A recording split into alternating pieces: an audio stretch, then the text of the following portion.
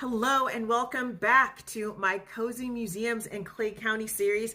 I am Quaint and Cozy KC, the host, Lainey Renee, and we are in Kearney right now. And the first thing we're going to do is we're going to go to downtown Kearney, Missouri, and I'm going to tell you a little bit about the Kearney Historic Museum that's down there. So when I first was kind of like looking at museums and, trying to explore places that maybe I had never been to or I hadn't been to for like a really long time, something like that, I was like, okay, Kearney was first on my list. And of course, I was like, well, let me just go a little closer to home, right? So I did the other ones, but now I'm in Kearney. And so what I want to say is, whoa, what I want to say about Kearney is that it's got a really cute downtown, but it's not like a traditional downtown because it's like there are little pockets of walkability. And then, there's places you kind of have to drive to, but it is there's some really great architecture down there by that museum. Now, the museum is open limited hours, and a lot of these smaller museums are. So this one is open on Fridays and Saturdays. At this point, you can go to their website to get, updated information. So I think about 10 a.m. to 2 p.m. is when they open on Fridays and Saturdays. So again, I always try to go to their Facebook page because I do believe they have a Facebook page.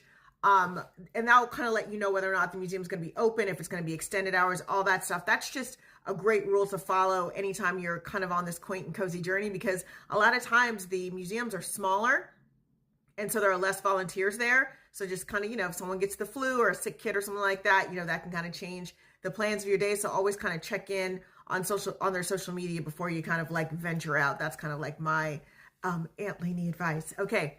So the first thing I noticed about this museum is that I felt like it was kind of on the newer side. No, it is from 2006, but it's landscaped pretty well. And there's beautiful things. Like I started off taking pictures outside because they had like this beautiful memorial kind of statue in the front. And then they just had, some flowers around. It was really, a nice little landscape situation. So I was like, oh my gosh, I spent 15 minutes outside, doing that. And so then when I came into the building, the staff, answered the door and everything. And the staff person was so knowledgeable. Now, there was another patron in there, but I think it was like a local patron. And he was kind of like schooling the staff member a little bit like, now, these machines were made. And I love those kind of townspeople because they know all of the history of the town, right? Or they know where to find the history, all of that stuff. So it was really cool.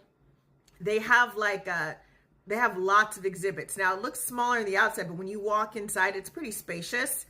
And so they've got everything. They've got what normal life was like back then. And a lot of these smaller museums have that, like a dining room set, like a scene from someone's living room. Then they also had kind of like the transportation piece of it. They had, like an ode to the trains. They had